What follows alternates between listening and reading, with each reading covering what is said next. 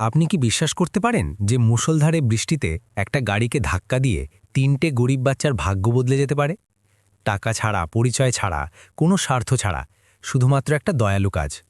কিন্তু কয়েকদিন পরে একটা অচেনা লোকের অপ্রত্যাশিত দরজায় টোকা পড়তে পুরো গরিব পাগাটাকে স্তব্ধ করে দিল এবং তারপর তাদের চোখে জল এসে গেল। এই গল্পটা কোনো পরিকথার মতো লাগছে, কিন্তু এটা সত্যি।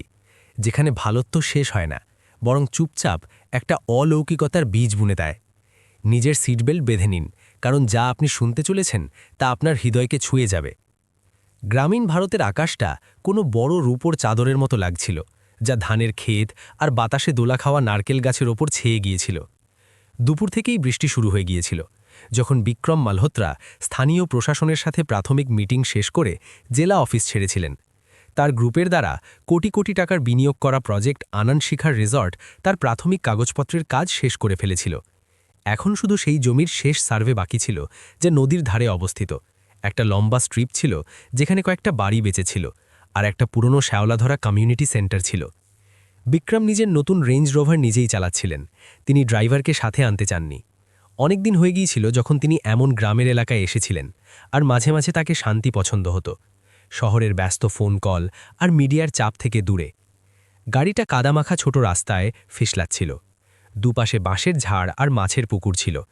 তিনি গ্লাস নামিয়ে দিয়েছিলেন, যাতে ভেজা মাটি আর পোড়া খড়ের গন্ধ তার দামি গাড়ির ভিতরে আসতে পারে। সত্যি কতদিন হয়ে গিয়েছিল যখন তিনি এমন খোলা হাওয়ায় শ্বাস নিয়েছিলেন? হঠাৎ প্রচণ্ড বৃষ্টি শুরু হয়ে গেল, যেন আকাশ থেকে ঝড় পড়ছে। মোটা মোটা ফোঁটাগুলো গাড়ির ছাদে পড়তে লাগল, যার ফলে ভিতরে বাজতে থাকা হালকা সঙ্গীত ডুবিয়ে গেল। লাল মাটির রাস্তাটা ফিসলানো আর কর্দমাক্ত হয়ে গেল। জিপিএস কাজ করছিল না, আর ফোনের সিগন্যালও আসছিল যাচ্ছিল। একটা ছোট মোড় এলো। তিনি স্টিয়ারিংটা একটু জোরে ঘুরিয়েছিলেন, আর ডান চাকাটা রাস্তার ধারের কাদায় ডুবে গেল। তিনি হালকা অ্যাক্সেলারেটর চাপলেন, কিন্তু চাকাটা শুধু ঘুরছিল আর কাদা উড়ে জানালায় এসে পড়ছিল। একটা অদ্ভুত শব্দ হলো, আর গাড়ির সামনের অংশটা নেমে গেল। পিছনের চাকাটা প্রায় পুরোপুরি ডুবে গিয়েছিল। বিক্রম মাথা চাপড়ে দিলেন আর গাড়িটা পিছিয়ে নেওয়ার চেষ্টা করলেন, কিন্তু যত জোর লাগাচ্ছিলেন চাকাটা তত জোরে ঘুরছিল। স্ক্রিনে ট্র্যাকশন এরর দেখা যাচ্ছিল। তিনি ইঞ্জিন বন্ধ করি দরজা খুললেন। বৃষ্টির ঝাপটা কয়েক সেকেন্ডের মধ্যেই তাকে ভিজিয়ে দিল। তার দামি ইটালিয়ান জুতো ভেজা মাটিতে ডুবে গেল। তিনি সেই অচেনা জায়গায় দাঁড়িয়েছিলেন, যেখানে কেউ আসা যাওয়া করছে না দেখা যাচ্ছিল। তিনি ধীরে হাসলেন, একটা তেতো হাসি। ব্যবসার জগতে এত বছরে তিনি কখনো এমন অসহায় অবস্থায় পড়েননি। তিনি চারদিকে তাকালেন, কিন্তু শুধু খালি ক্ষেত আর দূরে একটা ছোট টিনের ছাদওয়ালা ঝুপড়ি দেখা যাচ্ছিল। তিনি ফোন বের করলেন, কিন্তু সিগন্যাল শুধু একটা ডান্ডা দেখাচ্ছিল। অ্যাসিস্ট্যান্টকে দেওয়া কল আটকে আটকে কেটে গেল। ম্যাপ খুললেন, তাতে লোকেশন পাওয়া গেল না। শেষমেশ তিনি রোড সাইড অ্যাসিস্ট্যান্সকে কল করলেন। শোরগোলের মাঝে এক মহিলার গলা এলো, স্যার, এখানে ভারী বৃষ্টি হচ্ছে। আমাদের কাছে অনেক গাড়ির অভিযোগ এসেছে। অপেক্ষার সময় প্রায় ৯০ মিনিট।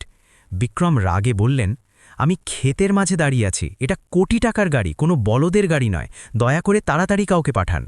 আমি বুঝতে পারছি স্যার, কিন্তু আবহাওয়ার কারণে আমরা পুরো ক্ষমতায় কাজ করছি। বিক্রম ফোন কেটে দিলেন। তিনি ঠান্ডা, ভেজা আর অসহায়তায় ভরা ছিলেন। যেই তিনি গাড়ির দিকে ঘুরলেন, পিছন থেকে কিছু শব্দ এলো। সাইকেলের চাকার পানিতে চলার শব্দ। তিনি ঘুরে তাকালেন, তো বৃষ্টিতে ৩টে ছোট ছায়া দেখা গেল। একটা মেয়ে, যার গায়ে হালকা সবুজ বড় রেনকোট। তার পিছনে দুটো ছেলে। একটা পুরনো সাইকেল টেনে নিয়ে যাচ্ছিল, যার ওপর চেন লাগানো ছিল। আরেকটা ছেলে ফাটা টুপি পরা আর খোঁড়াতে খোঁড়াতে হাঁটছিল। ৩জন বাচ্চা থেমে গাড়ির দিকে তাকালো, তারপর বিক্রমের দিকে। একটা ধনী লোক, সাদা শার্ট, যা এখন বৃষ্টিতে দাগবালা হয়ে গিয়েছিল। মুখে উদ্বেগ স্পষ্ট দেখা যাচ্ছিল। আঙ্কেল, গাড়ি আটকে গেছে কি? মেয়েটা স্পষ্ট গলায় জিজ্ঞেস করল, কোনো ভয় ছাড়াই। হ্যাঁ, গাড়িটা কাদায় আটকে গেছে। বিক্রম একটু ইতস্তত করে উত্তর দিলেন। পিছনের চাকা ডুবে গেছে। এই রাস্তাটা গত সপ্তাহেই মাটি দিয়ে তৈরি করা হয়েছিল। আজকাল তো বাইকও বেরোতে পারে না, বড় ছেলেটা বলল, চাকার দিকে ইশারা করে। আঙ্কেল, আপনি সাহায্যের জন্য অপেক্ষা করুন। আমরা কি করতে পারি? বিক্রম জিজ্ঞেস করলেন। ওদের আত্মবিশ্বাসে একটু হাসি এলো। মেয়েটা তার রিনকোট উপরে তুলল। তার ভেজা চুল আর বড় চকচকে চোখ দেখা গেল। সাহায্য আসতে দেরি হবে, আমরা ধাক্কা দিতে পারি। আপনার কাছে কোনো মাদুর বা কাঠের তক্তা আছে কি? বিক্রম ইতস্তত করলেন। তারপর ডিকি খুলে দুটো রাবারের ম্যাট বের করলেন। মেয়েটা তৎক্ষণাৎ নির্দেশ দিল, রোরান, ধার থেকে কিছু পাথর খুঁজে আন। কবির, তুই চাকার নিচে কিছু লাগানোর জন্য খোঁজ। বিক্রম চুপচাপ দাঁড়িয়ে রইলেন। জীবনে প্রথমবার তিনি অন্য কাউকে, 3টে বাচ্চাকে তার জন্য জিনিস সামলাতে দেখছিলেন। তারা কাদায় নেমে পড়ল, হাত নোংরা করল, ঘাম আর বৃষ্টি মিশে গেল, কিন্তু তাদের চোখ চকচক করছিল। 10 মিনিটের পরিশ্রমের পর অন্না জোরে চেঁচিয়ে উঠল, আঙ্কেল, হালকা বাঁদিকে কাটুন আর ধীরে রেস দিন। চাকাটা থেমে গেল, তারপর গর্ত থেকে উপরে উঠল। রেঞ্জ রোভার কেঁপে উঠল, সামনে এগোলো আর কাদা থেকে বেরিয়ে এলো, যেন কোনো বিপদ থেকে বেঁচে গেল। 3জন বাচ্চা তালি বাজালো। বিক্রম বাইরে এলেন। বাচ্চারা ভেজা বিড়ালের মতো লাগছিল, কিন্তু খুশিতে হাসছিল। তার হৃদয়ে কিছু গলে গেল। তিনি ওয়ালেট বের করে 3500 টাকার নোট বের করলেন। এগুলো নাও, কিছু খেয়ে নিও। অনেক ধন্যবাদ। অন্না মাথা নাড়ল, গলা ধীর কিন্তু দৃঢ় ছিল। অঙ্কাল, আপনি রেখে দিন, আপনি নিরাপদে বেরিয়ে গেছেন, আমরা খুশি। কিন্তু আমি ধন্যবাদ জানাতে চাই। দরকার নেই, এখানে সবাই একে অপরের সাহায্য করে। বিক্রম হাতে নোট নিয়ে স্তব্ধ হয়ে দাঁড়িয়ে রইলেন। শেষমেশ তিনি গাড়ি থেকে 3টে চকোলেট বার আর পানির বোতল বের করে বাচ্চাদের দিলেন। এর কোনো টাকা লাগবে না। রোহান আর কাবির খুশিতে নিয়ে নিল, যেন কোনো ধন পেয়ে গেল। অন্না চকোলেট ধরল আর ধীরে মাথা নাড়ল। ধন্যবাদ আঙ্কাল। 3জন বাচ্চা তাদের সাইকেল নিয়ে বৃষ্টিতে সামনে এগিয়ে গেল। তাদের ছোট ছায়াগুলো পানির চাদরে ঝাপসা হয়ে গেল। বিক্রম গাড়িতে বসলেন, কিন্তু তৎক্ষণাৎ স্টার্ট করলেন না। তিনি রিয়ারভিউ মিররে তাকালেন। গ্লাসে এখনও কাদার দাগ ছিল। তার হৃদয় যা সংখ্যার চুক্তিতে জমে গিয়েছিল, অনেক বছরে প্রথমবার উষ্ণতা অনুভব করছিল। তিনি গাড়ি ঘোরালেন, কিন্তু মনে কোনো ম্যাপ ছিল না, কোনো প্রজেক্টের ডেডলাইন ছিল না। শুধু সেই গলা গুঞ্জন করছিল, এখানে সবাই একে অপরের সাহায্য করে। আর একটা ছোট জিনিস যা ভোলা যায় না, সেটা ছিল সেই 3 বাচ্চার চোখ, যা সেই ভারী দুপুরে যে কোনো বিল্ডিংয়ের আলোর চেয়ে বেশি চকচক করছিল, যা তিনি কখনো তৈরি করেছিলেন। বৃষ্টি এখনও হালকা হচ্ছিল যখন গাড়িটা কাদা থেকে বেরিয়ে রাস্তায় এলো। চাকাগুলো এমন শব্দ করছিল যেন স্বস্তির নিঃশ্বাস নিচ্ছে। বিক্রম মালহোত্রা স্টিয়ারিংয়ে হাত রেখে অনেকক্ষণ বসে রইলেন। চোখ রিয়ারভিউ মিররে ছিল। সেই 3 বাচ্চা এখন শুধু ছোট বিন্দুর মতো দেখা যাচ্ছিল, যারা বৃষ্টির মাঝে ধীরে ধীরে দূরে সরে যাচ্ছিল। তিনি গভীর নিঃশ্বাস নিলেন আর গাড়ি হাইওয়ের দিকে ঘুরিয়ে দিলেন। কিন্তু মন সেই সাধারণ কথাগুলোতে হতবাক হয়ে গিয়েছিল। সেই বৃষ্টির মাঝে গাড়ি চালাতে চালাতে তিনি শহরের কাছের হোটেলে ফিরে পৌঁছালেন। ঘরে গরম পানির নিচে দাঁড়িয়ে তিনি চোখ বন্ধ করলেন, যাতে ঠান্ডা দূর হয়। কিন্তু জানি না কেন সেই 3 বাচ্চার ছবি মন থেকে যাচ্ছিল না। বড় মেয়ে অন্নার বুদ্ধিমত্তা, যা তার বয়সের চেয়ে বড় লাগছিল। খোড়া ছেলে কবির, যে ঠান্ডায় কাঁপছিল কিন্তু চকোলেট পেয়ে হাসছিল। আর মাঝের রোহন, যে শান্ত ছিল কিন্তু তার চোখে স্বপ্ন ছিল। পরের সকালে বিক্রম মুম্বাই ফিরে এলেন। রেঞ্জ রোভার ধোয়া হয়ে দিয়েছিল। শহরের ভিড় আর শোরগোল সেই শান্তিকে গিলে নেওয়ার চেষ্টা করল, যা তিনি কাল অনুভব করেছিলেন। 20তম তলার অফিসে পৌঁছতেই মিটিংয়ের সিলসিলা শুরু হয়ে গেল। সিইও বিক্রম মালহোত্রা, যিনি সবসময় কঠিন সিদ্ধান্ত নিতেন, আবেগকে সংখ্যার মাঝে আসতে দিতেন না। সেই সন্ধ্যায় তাকে ডেপুটি ম্যানেজার অমিত বর্মার কাছ থেকে রিপোর্ট এলো। আনন্দপুর এলাকার পুরো ম্যাপ ড্রোন থেকে তোলা হয়েছিল। অমিত বলল, স্যার দেখুন, উত্তর দিকে ক্ষেত আছে, যেখানে আমরা প্রায় সবার সাথে কথা বলে নিয়েছি। দক্ষিণে খালের কাছে খালি জমি আছে, যা বস্তির কাছে, কিন্তু আমাদের সেই পুরো স্ট্রিপ খালি করাতে হবে, যার মধ্যে সেই আনন্দপুর বাল কমিউনিটি সেন্টারও আছে। অমিত ম্যাপে আঙুল রেখে বলল, কমিউনিটি সেন্টার? বিক্রম চাপড়ে দিলেন। শুধু একটা 4 দেওয়াল আর টিনের ছাদ, পুরনো আর জরাজীর্ণ। বাচ্চারা সেখানে খেলে, কোনো সরকারি অনুমতি নেই, শুধু জায়গা দখল করে আছে, আর দেখতেও খারাপ লাগে। আমরা ওটা সরিয়ে দিলে রাস্তা পরিষ্কার হয়ে যাবে। বিক্রম চুপ করে রইলেন। তার মনে সেই 3 বাচ্চার ছবি আবার ঘুরে গেল। সেই টিনের ঘর, যা তিনি কাল দূর থেকে দেখেছিলেন। সেটাই কি সেই সেন্টার ছিল? আর যদি অমিত ঠিক বলে থাকে, তো সেই জায়গায় সেই বাচ্চাদের আশ্রয় ছিল। লোকজনের তরফ থেকে কোনো বিরোধিতা আছে কি? তিনি জিজ্ঞেস করলেন। অমিত হাসল। ওখানে সব শ্রমিক, বেশিরভাগ দখল করে বসে আছে। আইন অনুযায়ী ক্ষতিপূরণ দিলে তারা চলে যাবে। আপনি চিন্তা করবেন না, আমি ফাইল পাঠিয়ে দিয়েছি। শুধু পরের সপ্তাহে বোর্ড মিটিংয়ের অপেক্ষা। আপনি সাইন করে দিলে সব তাড়াতাড়ি হয়ে যাবে। বিক্রম ফাইল উল্টে দেখলেন। চকচকে ছবি, সুইমিং পুল, খালের ধারে ভিলা আর লাভের সংখ্যা যা 28% হাইলাইট করা ছিল। একটা স্বপ্নের বিনিয়োগ। শেয়ার হোল্ডাররা অপেক্ষা করছিলেন, কিন্তু তার মনের কোনো কোণে অন্যার গলা গুঞ্জন করছিল, আঙ্কেল, আপনি রেখে দিন, আপনি নিরাপদে আছেন, এটাই আমাদের জন্য খুশি। সেই রাতে তিনি তার বিলাসবহুল বাংলোয় গেলেন না, বরং তার পুরনো অ্যাপার্টমেন্টে গেলেন, যেখানে তিনি যৌবনে থাকতেন। সেখানে শান্তি ছিল। তিনি ল্যাপটপ খুললেন আর আনন্দপুর গ্রাম সম্পর্কে সার্চ করলেন। বেশি কিছু পাওয়া গেল না, শুধু 3 বছর পুরনো একটা আর্টিকেলটা সেই কমিউনিটি সেন্টার সম্পর্কে ছিল, যা অবসরপ্রাপ্ত শিক্ষক আর কিছু অভিভাবকের সহযোগিতায় চলছিল। তিনি একটা ছবিতে থেমে গেলেন। নীল দেয়ালওয়ালা পুরনো ঘর, কিন্তু ভিতরে বাচ্চারা রং ভরছিল, পড়ছিল, পুরনো বাদ্যযন্ত্র বাজাচ্ছিল। ছবিতে একটা কোকড়া চুলওয়ালা বাচ্চা শান্ত হয়ে একটা ছোট গিটার ধরে বসেছিল। মুখটা চেনা চেনা লাগল। সেটা রোহন ছিল, ভুল হতে পারে না। বিক্রম চেয়ারে পিছনে হেলান দিলেন। মন ঘুরছিল। এত বছরে তিনি অনেক প্রজেক্ট তৈরি করেছিলেন, প্রত্যেক প্রজেক্ট কোটি কোটি টাকার।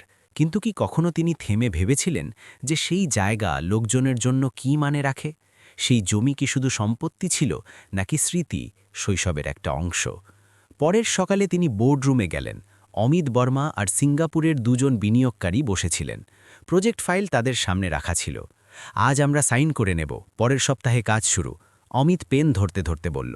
বিক্রম ফাইল দেখলেন, তারপর জানালার দিকে ঘুরলেন। বাইরে রোদ ছিল, কিন্তু তার ভিতরে মেঘ ছেয়েছিল। থামো, তিনি বললেন, গলা ধীর কিন্তু দৃঢ়। কি? অমিত জিজ্ঞেস করল। আমি সাইট প্ল্যান আবার দেখতে চাই, বিশেষ করে সেই কমিউনিটি সেন্টারের অংশটা। কিন্তু স্যার, সেই অংশটা সরানো জরুরি রাস্তা চৌড়া করার জন্য। আমি জানি, অমিত বলতে শুরু করল।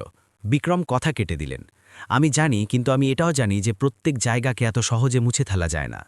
ঘরে নিস্তব্ধতা নেমে এলো। অমিত বিনিয়োগকারীদের দিকে তাকালো, তারপর বিক্রমের দিকে। সেই লোকটা যাকে তারা সিদ্ধান্ত নেওয়ার মেশিন ভাবত, আজ তার চোখে দ্বিধা ছিল, আর কোথাও গভীরে একটা পরিবর্তন শুরু হচ্ছিল। একটা এমন জিনিস যাকে কোনো গ্রাফ মাপতে পারে না, কোনো লাভ সংজ্ঞায়িত করতে পারে না। সেই দিন কাদায় আটকে যাওয়াটা হয়তো একটা ছোট দুর্ঘটনা ছিল, কিন্তু বিক্রমের জন্য এটা দশকের মধ্যে প্রথম ধাক্কা ছিল, যা তার জীবনকে নাড়িয়ে দিয়েছিল। প্রথমবার তিনি অনুভব করলেন যে তাকে থামতে হবে, হিসাব করার জন্য নয়, বরং শোনার জন্য। আর শোনা মাঝে মাঝে বৃষ্টিতে 3 বাচ্চার হাসি মনে করা থেকে শুরু হয়। সেই ছোট হাতগুলো তার গাড়িকে কাদা থেকে বের করেছিল, আর একটা চাহনি যা বলছিল, আমাদের ভুলে যাবেন না। সোমবারের সকালে মুম্বাইয়ের রোদ 20তম তলার অফিসের বড় জানালা দিয়ে ছেঁকে চকচকে কাচের টেবিলে পড়ছিল। বিক্রম মালহোত্রা তার লেদারের চেয়ারে সোজা হয়ে বসেছিলেন।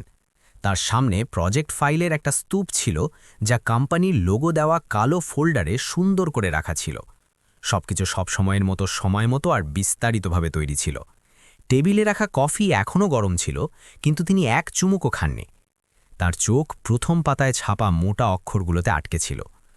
আনন্দ শেখার resort, master plan, phase 1 drawing. প্রত্যেক শব্দ, প্রত্যেক রেখা সাধারণের চেয়ে বেশি উঁচু হয়ে উঠছিল। সকালের আলোয় সেই তথ্যগুলো এখন শুধু কাগজের টুকরো লাগছিল না, বরং সেই বাড়িগুলো, খেলার মাঠগুলো, স্মৃতিগুলো আর সেই ছোট মুখগুলোর মিলিয়ে যাওয়া রূপরেখা ছিল, যারা পশ্চিমঘাটের সেই বৃষ্টি ভেজা সন্ধ্যায় তার সামনে এসেছিল। দরজা খুলল। আমি কি ভিতরে আসতে পারি, বিক্রম স্যার? অমিত ভর্মার চেনা গলা।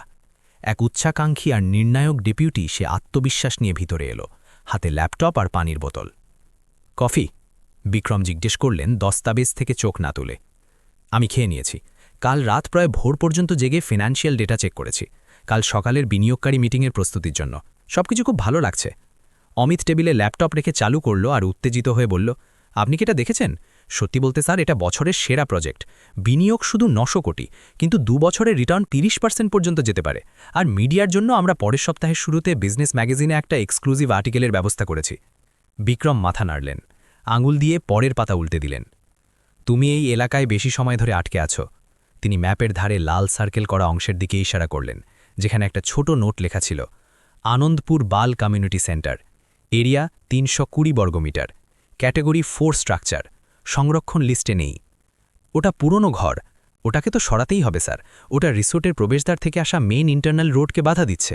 যদি ওটাকে রাখা হয় তো কন্টেনার ট্রাক ভিতরে ঢুকতে পারবে না, পুরো সিস্টেম জ্যাম হয়ে যাবে। ওই বিল্ডিংটা খুব জরাজীর্ণ অবস্থায়। কেউ কি বিরোধ করছে? তিনি আবার সেই লহজায় জিজ্ঞেস করলেন, জি, আমি শুনেছি কিছু স্থানীয় লোক আর ওখানকার পুরনো শিক্ষকরা একটু বিরোধ করছেন, কিন্তু কোনো বড় সমস্যা নয়। পঞ্চায়েতও সেই জায়গা সরানোর জন্য রাজি। ওখানে সব অনধিকার নির্মাণ, আমরা নিয়ম অনুযায়ী ক্ষতিপূরণ দিয়ে কাজ সেরে ফেলব। বিক্রম দস্তাবেজ নিচে রাখলেন, অনেকক্ষণ চুপ করে রইলেন। তার চোখ জানালা দিয়ে বাইরে তাকিয়েছিল। নিচে গাড়ির স্রোত লাগাতার বইছিল। রাস্তার ওপারে একটা মেয়ে ছোট সাইকেলে পাতলা রেনকোট পরে। ওখানে কিছু বাচ্চা আসে, আমি গত সপ্তাহে তাদের সাথে দেখা করেছি। মানে প্রজেক্ট এরিয়ার বাচ্চা। হ্যাঁ, বাচ্চারা প্রায়ই ওখানে জড়ো হয়। আমি শুনেছি ওখানে কোনো চ্যারিটি ক্লাস চলে। কিন্তু আমরা শুধু কয়েকটা বাচ্চার জন্য সেই পুরনো ঘর রাখতে পারি না। পারি। বিক্রম ঘুরে অমিতকে দেখতে লাগলেন। তার চোখ যা সাধারণত তীক্ষ্ণ হতো, এখন গভীর লাগছিল, যেন অন্য কোনো দুনিয়া থেকে ফিরে এসেছে। অমিত, তুমি কোথায় বড় হয়েছ? এই প্রশ্নটা অমিতকে কয়েক সেকেন্ডের জন্য চমকে দিল। সে একটু অবাক হল। জি, আমি পুনেতে নতুন কলোনিতে। পরিবার ঠিকঠাক ছিল, তাই আমরা বেশিরভাগ ইন্টারন্যাশনাল স্কুলের স্পোর্টস গ্রাউন্ডে খেলতাম। আমি একটা ছোট গ্রামে বড় হয়েছি, টিনের ছাদওয়ালা ঘরে। ঘরের সামনের কাঁচা উঠোন সেই জায়গা ছিল যেখানে আমরা বাচ্চারা লুকোচুরি খেলতাম, পতঙ্গ উড়াতাম, বই পড়তাম। যখনই বৃষ্টি হতো, আমার মা টপকানো ছাদের নিচে বাসন রেখে দিত। কিন্তু সেই জায়গা আমার সবচেয়ে জীবন্ত স্মৃতি। অমিত শিষ্টাচারের খাতিরে হাসল। আমি আপনার অনুভূতি বুঝতে পারছি স্যার, কিন্তু এখন সবকিছু বদলে গেছে। জমি শুধু থাকার জায়গা নয়, এটা লাভ করার সম্পত্তি। আমি জানি, বিক্রম কথা কেটে দিলেন। কিন্তু যদি বাচ্চার কাছে বাঁচার জন্য সঠিক জায়গা না থাকে, তো লাভের সম্পত্তিতে গর্ব করার মতো কি বাকি থাকে? মিটিং রুমে আবার নিস্তব্ধতা নেমে এলো। তখন অ্যাসিস্ট্যান্ট দরজায় টোকা দিল। ভিতরে এসে টেবিলে একটা ক্রিম রঙের লিফাফা রাখল। বিক্রম স্যার, এটা রাজ্যের সাংস্কৃতিক বিভাগ থেকে আমন্ত্রণ, গ্রামীণ বাচ্চাদের জন্য একটা চ্যারিটি গালায় যোগ দেওয়ার জন্য, যেখানে আনন্দপুরের বাচ্চাদের গ্রুপও পারফর্ম করছে। তিনি লিফাফা তুলে নিলেন আর হালকা হাসলেন। গালা? জি। তারা কর্পোরেটদের আমন্ত্রণ করেছেন যাতে তারা অবদান দেন আর দীর্ঘকালীন স্পন্সরশিপে সাইন করেন। শুক্রবার রাতে টাউন হলে। অমিত হেসে উঠল। আরে, যে জায়গাটাকে আমরা রিসর্ট বানানোর জন্য সরাতে চলেছি, সেখানকারই আমাদের গালায় ডাকছে। এটা কি কোনো মজা? বিক্রম লিফাফাটা দেখলেন, কিছু বললেন না, কিন্তু তার চোখে কিছু চকচক করছিল। একটা চিন্তা যা হঠাৎ এসেছিল, আর তারপর চুপচাপ ভিতরে লুকিয়ে গেল। পরের কয়েকদিনের শিডিউল বদলে দাও, শুক্রবারে কিছু রাখিস না, আমি যেতে চাই। অমিত অবাক হল। সত্যি? অনেক দিন হয়ে গেছে যখন আমি বাচ্চাদের কোনো ইভেন্টে গিয়েছি। অমিত জোর করে হেসে কিছু বলল না, কিন্তু বিক্রম এখন তার দিকে মনোযোগ দিচ্ছিলেন না। তিনি আবার মাস্টার প্ল্যানের ম্যাপ দেখছিলেন। লাল সার্কেল করা অংশটা যেন চকচক করছিল। আনন্দপুর বাল কমিউনিটি সেন্টার নাম ছোট অক্ষরে লেখা ছিল, কিন্তু তার মনে এটা বড় হয়ে যাচ্ছিল, যেন বৃষ্টির পর মাটি থেকে সবে অঙ্কুরিত কোনো বীজ। আর তিনি জানতেন যে এই মুহূর্ত থেকে এই প্ল্যানকে এখন পুরনোভাবে দেখা যাবে না। কিছু বদলাতে শুরু করেছে, প্রজেক্টে নয়, বরং সেই মানুষের ভিতরে যিনি এটা তৈরি করেছিলেন। শুক্রবারের সন্ধ্যায় তাজ হোটেলের মেইন হল আলোয় জ্বলজ্বল করছিল। দামি স্যুট আর শান্ত গাউন করা লোকজন ঘুরছিল। উঁচু হিলের জুতোর শব্দ মার্বেলের মেঝেতে গুঞ্জন করছিল। সাথে একটা ব্যান্ড হালকা সঙ্গীত বাজাচ্ছিল। গ্রামীণ বাচ্চাদের জন্য আয়োজিত এই গালা খুব ভব্য ছিল, যেখানে শত শত ব্যবসায়ী, সামাজিক সংগঠনের নেতা, স্পন্সর আর রাজ্যের প্রতিনিধিরা উপস্থিত ছিলেন। বিক্রম মলহোত্র ভিতরে এলেন। তার ভঙ্গি শান্ত, কিন্তু সবসময়ের মতো প্রভাবশালী ছিল। তিনি গাঢ় নীল স্যুট পরেছিলেন, টাই ছাড়া। তিনি সেই আত্মবিশ্বাস নিয়ে হাঁটছিলেন যা শত শত এমন আয়োজনে যাওয়া থেকে আসে। তার ভাষণ দেওয়ার কোনো ইচ্ছে ছিল না, না তিনি অ্যাসিস্ট্যান্ট নিয়ে এসেছিলেন। তিনি শুধু দেখতে চেয়েছিলেন। রিসেপশনিস্ট ঝুঁকে তার স্বাগত জানালো যখন তিনি কার্ড দেখালেন আর তাকে ভিআইপি টেবিলের দিকে নিয়ে গেল। উপরে ঝাড়লন থেকে হলুদ আলো সাদা টেবিল ক্লথওয়ালা টেবিলে পড়ছিল। ক্রিস্টানের গ্লাস সুন্দর করে রাখা ছিল। লিলির ফুলের গন্ধ আসছিল। এখনও তিনি বসেননি যে পিছন থেকে একটা চেনা বাচ্চার গলা শুনতে পেলেন। বিক্রম আঙ্কল? তিনি ঘুরলেন। তিনজন বাচ্চা সেখানে দাঁড়িয়েছিল। অন্য একটা সাধারণ সাদা ফ্রক পরেছিল, হাতে পার্চের একটা বান্ডিল ছিল। রোহন তার পিছনে দাঁড়িয়েছিল, হাতে রঙের বাক্স আর ড্রয়িং বোর্ড ছিল। কবির সবচেয়ে ছোট, নীল শার্ট পরা, চুল সাজানো, তাকে চিনে অবাক হয়ে চোখ বড় করে দেখছিল। কয়েক সেকেন্ড কেউ কিছু বলল না। শান্ত আলো আর সঙ্গীতের মাঝে হাওয়া যেন থেমে গেল। তোমরা বিক্রম? অবাক আর একটু অস্বস্তিতে ছিলেন। জি, আমি গেস্ট লিস্টে আপনার নাম দেখেছি, অন্না বলল। তারপর হাত বাড়িয়ে একটা পার্চ দিল। আমরা আমাদের টিচারের সাথে কমিউনিটি সেন্টার বাঁচানোর জন্য চাঁদা জড়ো করছি। বিক্রম পার্চটা নিলেন। তার উপর আনন্দপুর কমিউনিটি সেন্টারের ছবি আর বড় অক্ষরে লেখা ছিল, আমাদের পড়ার, খেলার আর নিরাপদে বড় হওয়ার জন্য একটা জায়গা দরকার। পার্চের নিচে একটা কিউআর কোড ছিল, যা প্রকাশ ফাউন্ডেশনের সাথে যুক্ত ছিল, যা সেই এলাকার নবীকরণের জন্য দান চাইছিল। রোহন কিছু বলল না, শুধু একটা ছোট হাতে বানানো কার্ড এগিয়ে দিল। বিক্রম ঝুঁকে ওটা নিলেন আর খুললেন। ভিতরে একটা ট্যারা ড্রয়িং ছিল, যাতে একটা বড় গাড়ি কাদামাখা রাস্তায় আটকে ছিল। পিছনে তিনজন বাচ্চা ধাক্কা দিচ্ছিল। আকাশে একটা সূর্য হাসছিল। নিচে লেখা ছিল, সেই দিন আমাদের ছেড়ে না যাওয়ার জন্য ধন্যবাদ আঙ্কেল। বিক্রমের বুকটা হঠাৎ ভরে এলো।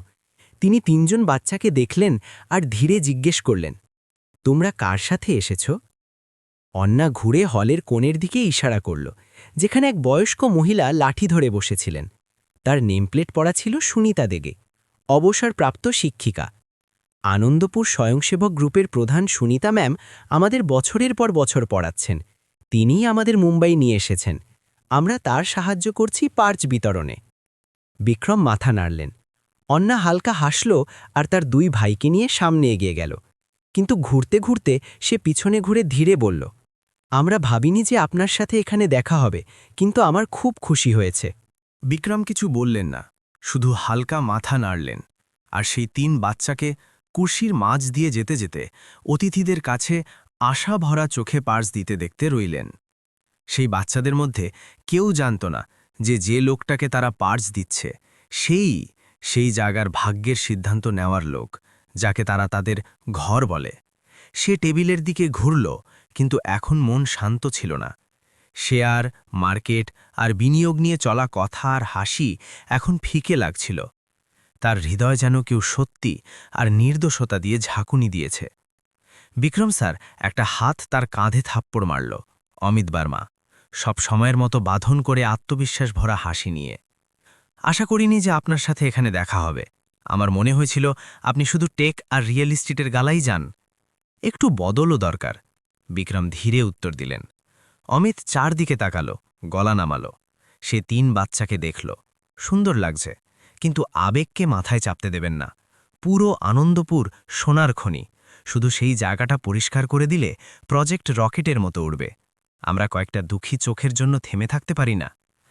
আমি দুঃখী চোখের ভিত্তিতে সিদ্ধান্ত নিই না, বিক্রম উত্তর দিলেন, কিন্তু আমি সেই জিনিসগুলো নিয়ে ভাবছি যা ম্যাপে দেখা যায় না। অমিত একটু থামল, কিন্তু তবু সাবধানে হাসল। যদি আবেগকে জায়গা দেওয়া হয় তো বিনিয়োগকারীদের ভরসা ভেঙে যাবে। আপনি যদি টলেন তো শেয়ার পড়ে যাবে। বিক্রম কোনো উত্তর দিলেন না, শুধু সেই কোণের দিকে তাকিয়ে রইলেন যেখানে অন্যা মুক্তর হার পরা মহিলাকে পার্জ দিচ্ছিল। তার চোখ সত্যি ছিল। তখন মঞ্চে অ্যাঙ্কার ঘোষণা করল, এখন আনন্দপুর মহারাষ্ট্রের বাল গ্রুপের দ্বারা একটা গ্রুপ গান পরিবেশিত হবে, দাতাদের জন্য একটা উপহার। পুরো হল শান্ত হয়ে গেল যখন সঙ্গীত শুরু হলো। বাচ্চাদের স্পষ্ট গলাগুলো যা দুর্বল ছিল না, সেই বড় ঘরের ভব্যতার মাঝে গুঞ্জে উঠল। যখন গান শেষ হলো তো কেউ তৎক্ষণাৎ তালি বাজাল না। লোকজন যেন আবেগে ভেসে গিয়েছিল। তারপর প্রথম তালি বাজল, একজন, তারপর দুজন, তারপর পুরো হল। বিক্রম বসে রইলেন। তার হৃদয় যেন মুঠোয় চেপে গিয়েছিল।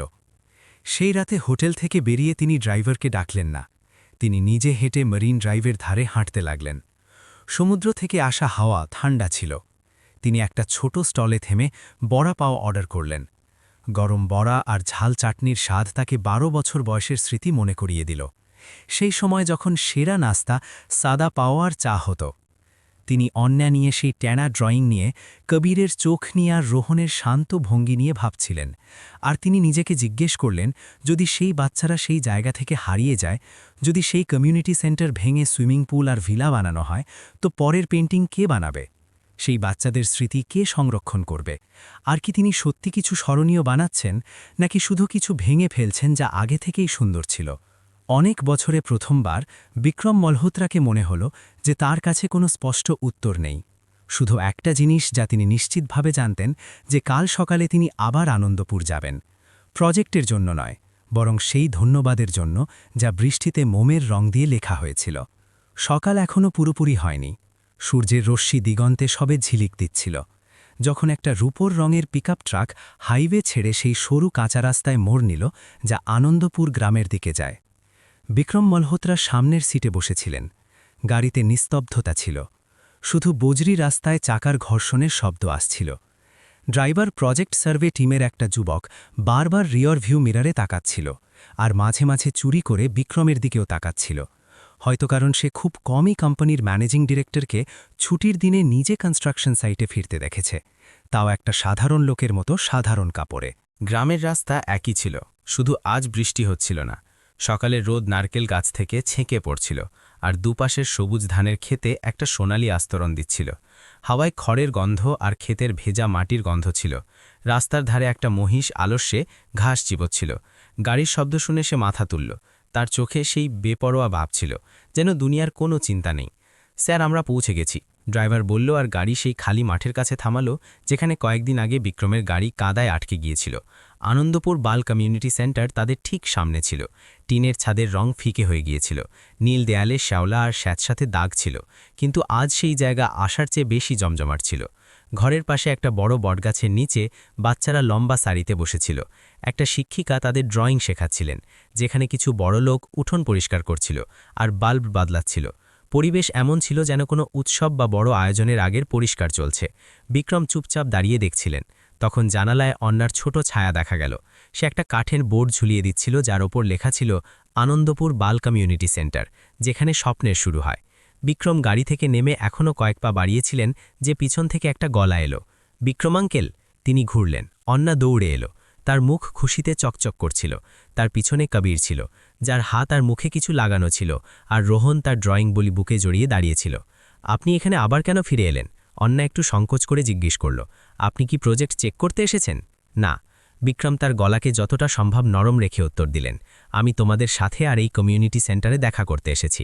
কবির তার বোনের মতো সংকোচই ছিল না। সে খিলখিল করে হাসল। আঙ্কেল, আপনার কি আমাদের মনে পড়েছে, নাকি আপনার খিদে পেয়েছে? আজ আমরা ভোজের খাবার বানিয়েছি, খুব সুস্বাদু। রোহন কিছু বলল না, শুধু ধীরে মাথা নাড়ল, আর তার একটা নতুন ড্রয়িং দেখালো, যাতে কমিউনিটি সেন্টার আলোয় জলজাল করছিল। চারদিকে ছোট বাচ্চারা বই পড়ছিল আর অক্ষর শিখছিল। এক কোণে একটা লোক শার্ট পরে প্লাস্টিকের কুর্সিতে বসে বাচ্চাদের দেখছিল। মুখ খুব স্পষ্ট বানানো হয়নি, কিন্তু বিক্রম তৎক্ষণাৎ চিনে নিলেন যে সেটা তিনি নিজে। রোহান, তুমি খুব ভালো বানাও, বিক্রম বললেন, আর বাচ্চার মাথায় হাত বুলিয়ে দিলেন। সুনিতা ম্যাম বলেছেন যে আজ পরিষ্কার করতে হবে, কারণ সার্ভে করতে আসবে, অন্না বলল। আমাদের ভয় হচ্ছে যে ঘর ভেঙে ফেলা হবে, তাই আমরা যতটা পারি এটাকে পরিষ্কার রাখার চেষ্টা করছি। শহর থেকে কিছু ভলেন্টিয়ার আঙ্কেল আন্টি পুরনো খেলনাও পাঠিয়েছেন। বিক্রম মাথা নাড়লেন। তার চোখে আবেগ উথলে উঠছিল। আমি কি সুনিতাজির সাথে দেখা করতে পারি? তিনি জিজ্ঞেস করলেন। অন্না তাকে কমিউনিটি সেন্টারের পিছনের ঘরে নিয়ে গেল। সুনিতা দেবী সেই বয়স্ক শিক্ষিকা মেঝেতে বসে পুরনো প্রশংসাপত্রগুলো টেপ দিয়ে আটকাচ্ছিলেন। তার চোখ দুর্বল ছিল, তাই তিনি ধীরে ধীরে প্রত্যেক শব্দ পড়তে পড়তে কাজ করছিলেন। নমস্তে ম্যাম, বিক্রম গলা দিলেন। সেই বয়স্ক মহিলা মাথা তুলে দেখতে লাগলেন। এক মুহূর্তের জন্য থেমে গেলেন, তারপর হাসলেন। আপনি সেই তো, যার কথা বাচ্চারা সপ্তাহের পর সপ্তাহ বলছে। মাফ করবেন যে আমি না বলে এসে গেছি, কিন্তু আমি সত্যি আপনার সাথে দেখা করতে চেয়েছিলাম, বিক্রম সামনের কুর্সিতে বসতে বসতে বললেন। তার গলায় সত্যতা ছিল। কোনো কথা নয় বেটা, এই ঘরে কোনো দামি জিনিস নেই, শুধু লোকজনের হৃদয় ছাড়া। সত্যি, বাচ্চারা আপনাকে খুব পছন্দ করে, সুনিতাজি বললেন, আর তারপর একটা পাতলা ফাইল তার দিকে বাড়িয়ে দিলেন। এটা সেই কাগজপত্র আর আবেদন যা আমরা প্রশাসনকে পাঠিয়েছি, যাতে এই সেন্টার বাঁচানো যায়। খুব কম লোক আছে যাদের আশা আছে যে এর কোনো ফল হবে।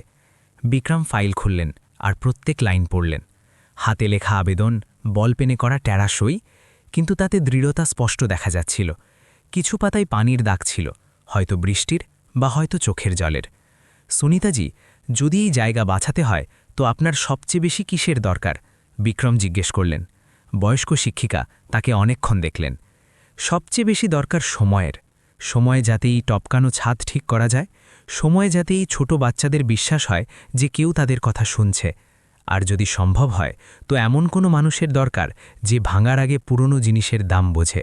বিক্রম ধীরে মাথা নাড়লেন। ঘরের হাওয়া যেন থেমে গিয়েছিল, শুধু টেবিল ফ্যানের খড়খড় আর দূর থেকে আসা পাখির গলা শোনা যাচ্ছিল। আমি যা পারি করব। আমি কোনো বড় প্রতিশ্রুতি দিই না, কিন্তু অন্তত এই জায়গাকে শুধু একটা নিরস ম্যাপের কারণে হারিয়ে যেতে দেব না। সেই দিন বিক্রম প্রায় পুরো দিন সেখানেই রইলেন। তিনি বাচ্চাদের সাথে মেঝেতে বসে তাদের সাথে ড্রয়িং করলেন আর ডাল ভাতের সাধারণ কিন্তু সুস্বাদু খাবার খেলেন। তিনি কবিরের কাছ থেকে আম তোলার জন্য গাছে উঠতে গিয়ে পড়ার মজার গল্প শুনলেন।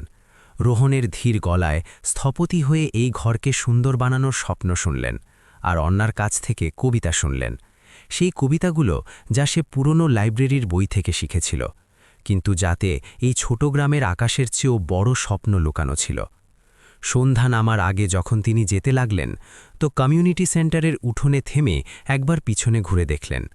ডুবতে থাকা সূর্যের আলো পুরো আকাশকে কমলা করে দিয়েছিল, আর মেঘের টুকরোগুলো সোনালি ফিতের মতো লাগছিল। তার পিছনে বাচ্চাদের খেলা আর হাসির গলা গুঞ্জন করছিল।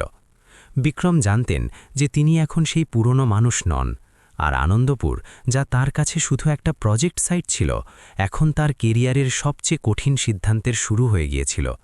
কিন্তু তিনি প্রস্তুত ছিলেন। মুম্বাইয়ের রোদ অবনী গ্রুপের হেড অফিসের ২০তম তলার কাঁচে আগুনের মতো ঝলসাচ্ছিল, যেখানে সবচেয়ে বড় কনফারেন্স রুমে এসির ঠান্ডা ছিল। দেওয়ালের ঘড়িতে দুপুর ১২টা বাজছিল, কিন্তু মিটিং শেষ হবার কোনো লক্ষণ ছিল না। বিক্রম মালহোত্রা টেবিলের মাথায় বসেছিলেন। তার চোখ সামনে লাগানো বড় এলইডি স্ক্রিনে আটকে ছিল, যেখানে আনন্দশিখর রিসর্টের মাস্টার প্ল্যান দেখানো হচ্ছিল। বিনিয়োগের সংখ্যা স্পষ্ট ছিল। অভ্যন্তরীণ রাস্তা, landscape, lake, high rise hotel আর ভিলা একে অপরের সাথে লাগানো। সবকিছু একদম সঠিক আর লাভজনক লাগছিল, শুধু একটা ছোট বিস্তারিত ছাড়া। ম্যাপের বাঁ দিকে একটা সবুজ চৌকো অংশ, যার উপর লাল বর্ডার ছিল। আগে সেখানে বাল কমিউনিটি সেন্টার সরানোর প্রস্তাব লেখা ছিল। এখন সেই ম্যাপে সেই জায়গার স্ট্যাটাস বদলে যথাস্থিতি রাখা সিদ্ধান্ত স্থগিত করা হয়েছে। ঘরে উপস্থিত কোনো লোক সেই জমির কথা বলল না। সবাই ইচ্ছে করে ওটাকে উপেক্ষা করছিল। অমিত বর্মা দাঁড়িয়ে প্রেজেন্টেশন দিচ্ছিলেন। গলা স্পষ্ট আর আত্মবিশ্বাসে ভরা ছিল, যেমন রিপোর্টে পাঠানো হয়েছে। স্যার, ফেজ 1-এর ক্লিয়ারেন্স প্ল্যান এখনও সেই ৩২ বর্গমিটারের প্লটে আটকে আছে, যা মেইন রোডের কাছে। যদি এই সপ্তাহে এটার সমাধান না হয় তো ইনফ্রাস্ট্রাকচারের কাজ অন্তত ৪৫ দিন পিছিয়ে যাবে। ঠিকাদাররা সময়সীমা নির্ধারণের দাবি করেছে। বিক্রম টেবিলে হাত রাখলেন। আঙুল ধীরে ধীরে ঠকঠক করছিল। আমি বুঝেছি, তো কি আমরা প্রাথমিক প্ল্যান অনুযায়ী এগোবো? অমিত একটু অধৈর্য হয়ে জিজ্ঞেস করল। বিক্রম স্ক্রিনের দিকে তাকালেন, তারপর ঘরের চারদিকে চোখ বোলালেন, যেখানে ফিনান্স, লিগ্যাল আর টেকনিক্যাল হেড তার সিদ্ধান্তের অপেক্ষায় ছিলেন। সবাই প্রস্তুত ছিলেন। না, তিনি সংক্ষেপে বললেন। পুরো ঘরে নিস্তব্ধতা নেমে এলো। না, অমিত পুনরাবৃত্তি করল, যেন নিজের কানে বিশ্বাস হচ্ছিল না। আপনার মানে আমরা এটা থামিয়ে রাখছি? হ্যাঁ, সেই প্লট সরানোর প্ল্যানটা এখন থামিয়ে রাখা হোক। আমি একটা স্বাধীন মূল্যায়ন কমিটি বানাতে চাই, যারা চূড়ান্ত সিদ্ধান্তের আগে সেই বিদ্যমান স্ট্রাকচারের কমিউনিটি গুরুত্ব মূল্যায়ন করবে। ঘরে হালকা ফিসফিস শুরু হয়ে গেল। ফিনান্স ডিরেক্টর মাথা চাপড়ে দিলেন। বিক্রম স্যার, আপনিই বলেছিলেন যে সময়সীমাই প্রজেক্টের প্রাণ। এখন যদি আমরা এটা টালি তো খরচ অনেক বাড়বে। আমি ভুলিনি, বিক্রম শান্তভাবে উত্তর দিলেন। কিন্তু আমি এই কোম্পানির সামাজিক দায়িত্বও ভুলিনি। আমরা উন্নয়ন করছি, মুছে ফেলছি না। অমিত মাঝে বলে উঠলেন, বিক্রম স্যার, আমি বুঝি যে আপনার সেই বাচ্চাদের প্রতি সহানুভূতি আছে, কিন্তু আমরা একটা বিজনেস চালাচ্ছি, কোনো এনজিও নয়। যদি আপনি দ্বিধা করেন তো আমার ভয় হচ্ছে যে শেয়ার হোল্ডারদের চোখে কোম্পানির শাখ কমে যাবে। বিক্রম সোজা অমিতের চোখে তাকালেন। শাখ কতটা জমি সমতল করা হয়েছে তাতে হয় না অমিত, শাখ তাতে হয় যে আমরা সঠিক সময়ে থামতে জানি কিনা, বিশেষ করে যখন আমরা কোনো দামি জিনিসকে পিষে ফেলতে চলেছি। ঘর আবার শান্ত হয়ে গেল। কেউ কেউ পানি খেল, কেউ ফাইল উল্টালো, কিন্তু কেউ খোলাখুলি বিরোধিতা করল না। অমিত চুপ ছিলেন, কিন্তু তার চোখ বদলে গিয়েছিল। এখন তাতে শুধু অবাক হওয়া নয়, বরং সন্দেহ আর চ্যালেঞ্জও ছিল। মিটিং কোনো চূড়ান্ত সিদ্ধান্ত ছাড়াই শেষ হয়ে গেল। অমিত সবার আগে ঘর থেকে বেরোলেন, দ্রুত পায়ে, ফোন কানে লাগানো। বিক্রম সেখানেই রইলেন। তিনি জানালার কাছে গেলেন আর হালকা নীল আকাশ দেখতে লাগলেন। নিচে শহরের শোরগোল চলছিল। কারও জানা ছিল না যে মহারাষ্ট্রের একটা ছোট গ্রামের একটা ছোট টুকরো কোটি কোটি টাকার প্রজেক্টকে আটকে রেখেছে। তার পকেটে ফোন ভাইব্রেট করল। একটা অচেনা নম্বর ছিল। তিনি দ্বিধা করে ফোন তুললেন। হ্যাঁ, আমি? কে বলছে? আমি অন্না, আনন্দপুর থেকে। বিক্রমের হৃদয় বসে গেল। তিনি পিছনে সরে কুর্সিতে বসে পড়লেন, ফোন কষে ধরলেন। ব্যাটা, এই সময় কল, সব ঠিক তো? জি না, সব ঠিক নয় আঙ্কেল। কি হয়েছে? বিক্রমের গলায় চিন্তা ছিল। সুনিতা ম্যাম আজ ক্লাসে অজ্ঞান হয়ে গেলেন। আমরা তাকে জেলার হাসপাতালে নিয়ে এসেছি। ডাক্তার বলেছেন যে তার ব্লাড প্রেশার অনেক বেড়ে গিয়েছে, কারণ তিনি গত কয়েকদিন খুব চিন্তা করছিলেন আর ঘুমননি। বিক্রম স্তব্ধ হয়ে গেলেন। গলায় যেন কিছু আটকে গিয়েছিল। এখন তার জ্ঞান ফিরেছে, কিন্তু ডাক্তার বলেছেন যে তাকে বিশ্রাম দরকার। কোনো স্ট্রেস হবে না। আঙ্কেল, আমার বোঝা হচ্ছে না আমি কি করি। তিনি শুধু এই চিন্তা করছেন যে আমাদের কমিউনিটি সেন্টার ছিনিয়ে নেওয়া হবে, আমাদের অন্য কোথাও পাঠিয়ে দেওয়া হবে। আমি তাকে বলতে চেয়েছিলাম যে আপনি সাহায্য করবেন, কিন্তু আমার সাহস হল না। তাই আমি আপনাকে কল করেছি। ওপাশে অন্যার গলা ভেঙে পড়ছিল। বিক্রম চোখ বন্ধ করলেন আর কুর্সিতে পিঠ ঠেকা দেন। অন্না, আমার কথা শোনো। তিনি ফিসফিস করে বললেন, আমি সব সামলে নেব। আমি এটা প্রতিশ্রুতি দিচ্ছি না যে সব কিছু এখন যেমন আছে তেমন থাকবে, কিন্তু আমি এটা প্রতিশ্রুতি দিচ্ছি যে আমি সেই জায়গা বাঁচিয়ে রাখব যেখানে তোমরা পড়তে পারো, খেলতে পারো আর সম্মানের সাথে বড় হতে পারো। সত্যি আঙ্কেল? অন্না শ্বাস আটকে জিজ্ঞেস করল। সত্যি, কিন্তু আপনাকে সুনিতা ম্যামকে বলতে হবে যে তিনি এখন চিন্তা করবেন না। তাকে সুস্থ হতে হবে, কারণ তোমাদের সবার তার দরকার। অন্না কয়েক মুহূর্ত চুপ রইল, তারপর বলল, জি, আমি বলে দেব। থ্যাংক ইউ আঙ্কেল, অনেক অনেক থ্যাংক ইউ। কল কেটে গেল, কিন্তু বিক্রম অনেকক্ষণ ফোন হাতে ধরে বসে রইলেন। টেবিলে স্ক্রিনের আলো এখনও জ্বলছিল। মাস্টার প্ল্যানের রেখাগুলো এখনও ঠান্ডা আর নিরস লাগছিল, কিন্তু তার মনে হাসপাতালের বিছানার ছবি ছিল। সেই বয়স্ক শিক্ষিকা আর সেই ছোট মেয়ে যে শুধু অন্যদের আশা রাখার জন্য কল করেছিল। সেই সন্ধ্যায় তিনি আর্কিটেক্ট টিমের সাথে একটা জরুরি মিটিং ডাকলেন। বিষয় ছিল ইকো ট্যুরিজম রিসর্টের ভিতরে কমিউনিটি সেন্টারকে একত্রিত করার ডিজাইন প্রস্তাব। এটা একটা গোপন মিটিং ছিল। কোনো প্রেস নেই, কোনো শেয়ার হোল্ডার নেই, শুধু সেই লোকজন যারা একটা এমন গল্প শুনতে প্রস্তুত ছিল যা কোনো প্রেজেন্টেশন স্লাইডে ছিল না। আমরা মাস্টার প্ল্যান আবার বানাব, সময়সীমা একই থাকবে, কিন্তু আমরা আমাদের দর্শন বদলাব। আমরা সমতল করব না, আমরা যোগ করব। আমরা মুছে ফেলব না, আমরা আপগ্রেড করব। বিক্রম স্ক্রিনের দিকে ইশারা করলেন। আনন্দপুরের এই অংশটা পুরো প্রজেক্টের মানবীয় মুখ হবে। একটা যুবক আর্কিটেক্ট জিজ্ঞেস করল, আপনার মানে আমরা পুরনো কমিউনিটি সেন্টারকে ঠিক যেমন আছে তেমন রাখব? শুধু রাখব না, বরং ওটাকে উন্নত করব। ওটাকে একটা ওপেন কমিউনিটি সেন্টার বানাবো, যেখানে বাচ্চাদের জন্য জায়গা থাকবে, লাইব্রেরি থাকবে, স্কিল ক্লাস থাকবে। ওটাকে প্রাকৃতিক ল্যান্ডস্কেপের সাথে মিলিয়ে দেব। পিছনের ছোট পুকুর রাখব, আর এটাকে রিসর্টের প্রবেশদ্বারেই রাখব। এই জমির জন্য একটা সম্মানজনক স্বাগতের মতো। কয়েক সেকেন্ড কেউ কিছু বলল না। তারপর একটা একা তালির শব্দ এলো, যা ধীরে ধীরে পুরো ঘরের তালিতে বদলে গেল।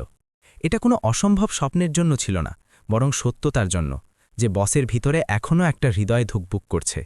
সেই দিন নতুন ম্যাপ বানানো শুরু হলো, আর একটা নতুন গল্পের শুরু হলো, যেখানে বিজনেস মানবতাকে শেষ করেনি, বরং তার সাথে চলতে রাজি হয়েছে। এক সপ্তাহ পরে আনন্দশিখর রিসর্টের সংশোধিত প্ল্যানের রিপোর্ট আধিকারিকভাবে বোর্ডে পাঠানো হলো। নতুন ম্যাপগুলো রঙিন আর স্পষ্ট ছিল, যাকে দামি লেডের বাইন্ডিংয়ে রাখা হয়েছিল। ম্যাপে আনন্দপুর কমিউনিটি সেন্টারের জমিকে সবুজ রঙে ঘেরা হয়েছিল, আর পাশে লেখা ছিল কমিউনিটি সেন্টার, স্থানীয় সংস্কৃতি সংরক্ষণ আর সামাজিক কার্যকলাপ। সেই সকালে মিটিং রুমে বেশি ভিড় ছিল না, শুধু মেইন লোকজন ছিলেন।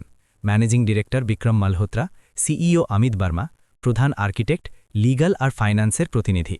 শুরুতে পরিবেশ শান্ত ছিল, কিন্তু যেমন বিক্রম সংশোধিত প্ল্যানকে অনুমোদন দিয়ে মাথা নাড়লেন, টেনশন একটা ঢেউয়ের মতো ছড়িয়ে পড়ল।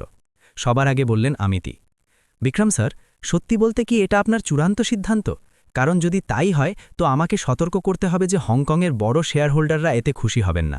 তারা লাভের জন্য বিনিয়োগ করেছেন, না যাকে আপনি কমিউনিটি ভ্যালু বলেন তার জন্য। আমি এটা বুঝি। বিক্রম ফাইল থেকে চোখ না তুলে উত্তর দিলেন, কিন্তু তারা একটা এমন কোম্পানিতে বিনিয়োগ করেছেন যার দীর্ঘকালীন দৃষ্টিভঙ্গি আছে, আর এটা সেই দৃষ্টিভঙ্গির অংশ। আসলে এটা হলো, অমিত জোর দিয়ে বললেন, যে সেই জমির টুকরোটা অভ্যন্তরীণ রাস্তাগুলোকে মেইন কমার্শিয়াল এরিয়ার সাথে যুক্ত করার জন্য গুরুত্বপূর্ণ। যদি আমরা ওটা রাখি তো ডিজাইন আর নির্মাণ খরচ অন্তত 12% বাড়বে, আর লাভ স্পষ্টভাবে কমে যাবে। কোনো লাভই কোনো সম্প্রদায়ের স্মৃতি আর ভরসার বদলে ছাড়ার যোগ্য নয়। বিক্রম মাথা তুললেন, তার চোখ গম্ভীর ছিল। আর আমার বিশ্বাস যে শেয়ার হোল্ডাররা এটা বুঝতে পারেন, যদি আমরা তাদের সঠিকভাবে বোঝাই। ঘরের পরিবেশ ভারী হয়ে গেল। বাকিরা চুপ ছিলেন। কেউ দুই শীর্ষ কর্মকর্তার তর্কের মাঝে আসতে চাইছিল না। অমিত একটা ফিকে হাসি দিলেন। বোঝাবেন? আপনার মনে হয় যে যারা লক্ষ লক্ষ ডলার লাগাচ্ছেন তারা আপনার বাচ্চা আর পুরনো টিনের ছাদের আবেগের গল্প শোনার জন্য ধৈর্য রাখবেন? বিক্রম কোনো উত্তর দিলেন না, শুধু ফাইল বন্ধ করে দিলেন। আমার মনে হয় তারা শুনবেন, যদি বলার লোকের কাছে শাখ আর সাহস থাকে, আর সেটা আমি করব। মিটিং কোনো আর খোলা বিরোধিতা ছাড়াই শেষ হয়ে গেল। কিন্তু যখন বিক্রম ঘর থেকে বেরোলেন তো তিনি জানতেন যে তিনি একটা চিঙ্গারি জ্বালিয়ে দিয়েছেন, যা ধীরে ধীরে আগুন হবে। বাচ্চাদের তরফ থেকে নয়, বরং সেই স্যুট পরা লোকেদের তরফ থেকে, যারা চকচকে জুতোয় হাঁটে আর কিবোর্ডের পিছনে বসে কোটি কোটি টাকার খেলা খেলে। সেই সন্ধ্যায় অমিত একটা ব্যক্তিগত মিটিং ঠিক করলেন, যা তার অফিসিয়াল শিডিউলে ছিল না। জায়গা ছিল নারিমান পয়েন্টের একটা উঁচু বিল্ডিংয়ের 7 তলায় বানানো ক্যাফে। সেখানে দুটো অচেনা মুখ উপস্থিত ছিল। একটা মধ্যবয়সী লোক, যার গায়ে সাদা শার্ট ছিল কিন্তু কোনো টাই নেই। তার চোখ তীক্ষ্ণ ছিল, আর হাতে সোনার আংটি বলছিল যে তার মর্যাদা ছোট নয়। আরেকজন একটা যুবতী মহিলা, হয়তো সেক্রেটারি, যে তার ট্যাবলেটের সাথে লেগেছিল। অমিত স্যার, আমি রিপোর্ট পড়ে নিয়েছি। সেই লোকটা বলল, সোজা কথা বলি, আমরা একটা আবেগের সিদ্ধান্তের কারণে পুরো প্রফিট স্ট্র্যাটেজি নষ্ট হতে দেব না। আমি সত্যি বলছি, যদি বোর্ড কিছু না করে তো বিনিয়োগকারীরা যে কোনো সময় টাকা তুলে নিতে পারেন। অমিত কফির এক চুমুক নিলেন আর ধীরে শ্বাস ছাড়লেন। আমি জানি, কিন্তু বিক্রম জিদ্দি। একবার যা ঠিক করেন তাকে নাড়ানো কঠিন। তাকে বদলানোর একটাই উপায়, যে শেয়ার হোল্ডারদের চোখে তার ইমেজ খারাপ করা। আপনার কি মানে? সন্দেহ তৈরি করা, এই কথাটা হাইলাইট করা যে তিনি ব্যক্তিগত আবেগের কারণে প্ল্যান বদলেছেন। হয়তো স্থানীয় গ্রুপের সাথে তার কোনো সম্পর্ক আছে। যদি দরকার হয় তো এই গুজব ছড়ানো যে তিনি এই প্রজেক্টকে রাজনীতিতে যাওয়ার জন্য, ইমেজ চকচকে করার জন্য ব্যবহার করছেন। লোকটা ভ্রু তুলল আর ধীরে মাথা নাড়ল। পুরনো কৌশল, কিন্তু কার্যকর। এখনও আরও আছে, অমিত আরও বললেন। তার গলা ঠান্ডা হয়ে গেল। আমরা দেরির জন্য একটা অজ্ঞাত অভিযোগ দায়ের করাব আর দাবি করব যে শেয়ার হোল্ডারদের জরুরি মিটিং ডাকা হোক। যদি 2 সপ্তাহের মধ্যে বিক্রম স্যার কোনো যুক্তিযুক্ত ব্যাখ্যা না দিতে পারেন তো তার এমডি কুর্সি বিপদে পড়ে যাবে। সেই লোকটা হালকা হাসল। মনে হচ্ছে তুমি পুরো প্রস্তুতি করে নিয়েছ। কারণ আমি জানি যে যদি তাকে না থামানো হয় তো এই জায়গা অবনী গ্রুপ নয়, বরং একটা চ্যারিটি ট্রাস্ট হয়ে যাবে। 3 জন কফির কাপ ঠকালেন।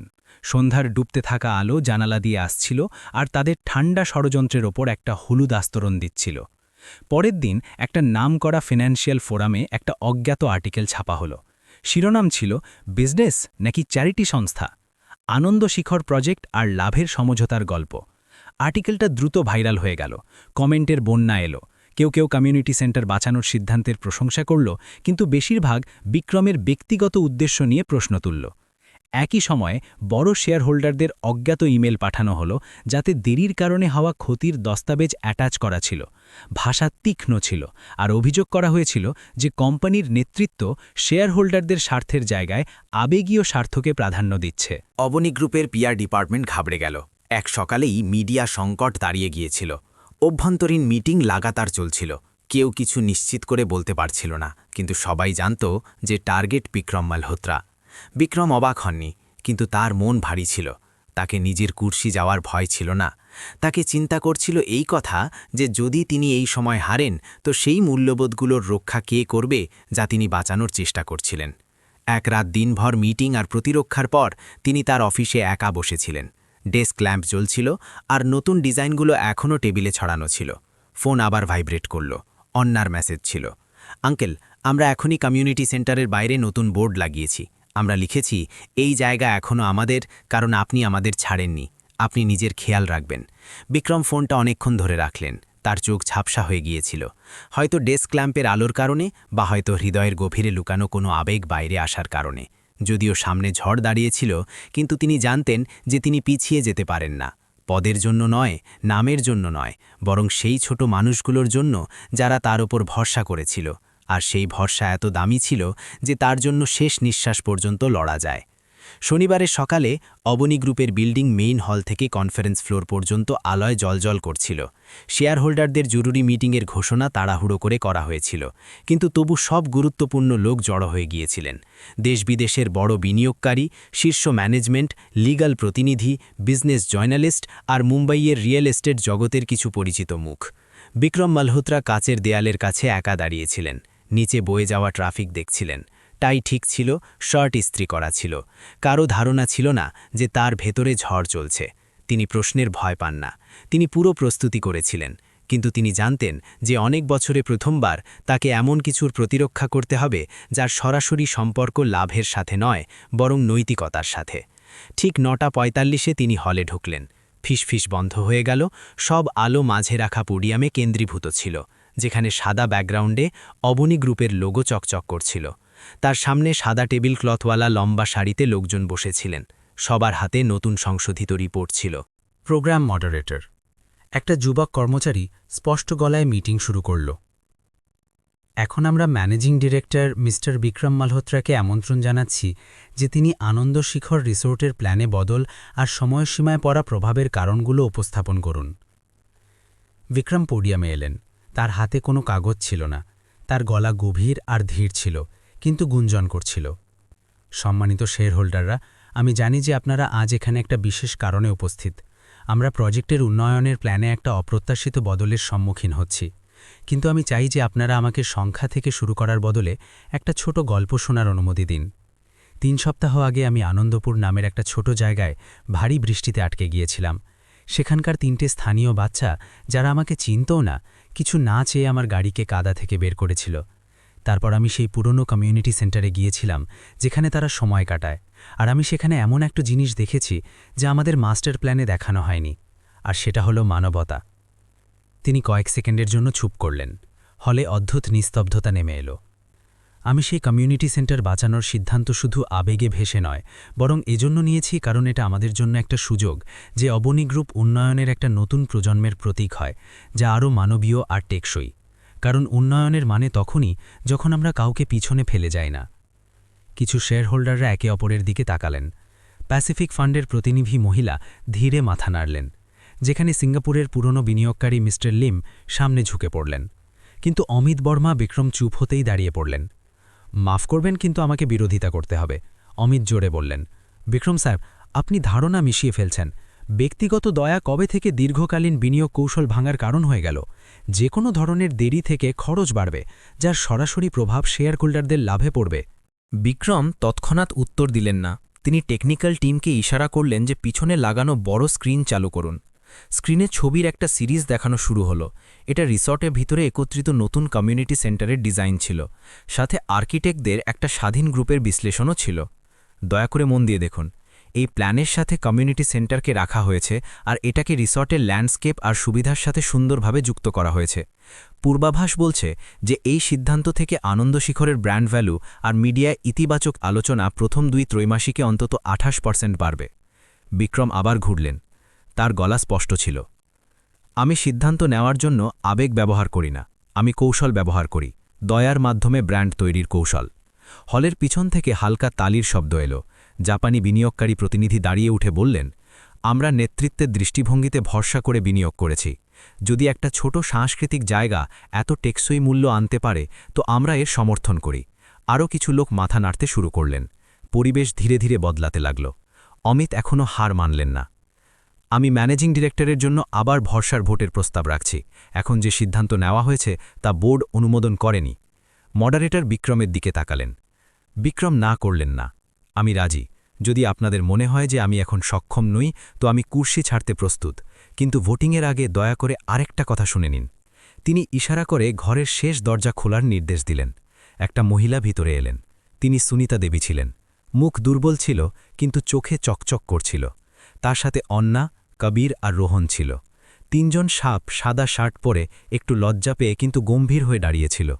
আমি সেই লোকদের আমন্ত্রণ জানাচ্ছি যারা আজ আমাদের সিদ্ধান্ত থেকে সরাসরি প্রভাবিত হবেন। বিক্রম বললেন, যদি আপনারা প্রত্যেক দিক বুঝতে চান তো দয়া করে তাদের কথা বলতে দিন। পুরো হল স্তব্ধ হয়ে গেল। কেউ আশা করেনি যে বিক্রম জীবন্ত সাক্ষী নিয়ে আসবেন। সুনিতা দেবী সামনে এগোলেন। তার হাত একটু কাঁপছিল, গলা ভারী ছিল।